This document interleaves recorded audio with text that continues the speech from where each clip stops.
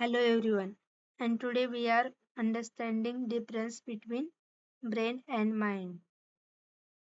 So first of all, we need to understand brain and mind are two different things.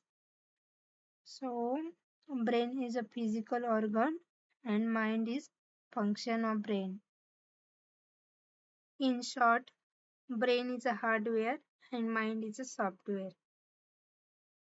Mind does not have any existence, means physical existence.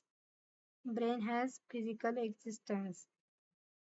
So let's understand types of brain. Sorry, types of mind. There are two types of mind.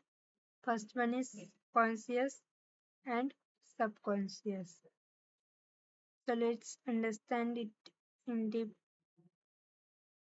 Conscious mind is willpower, short-term memory, critical thinking, logical thinking, imagination,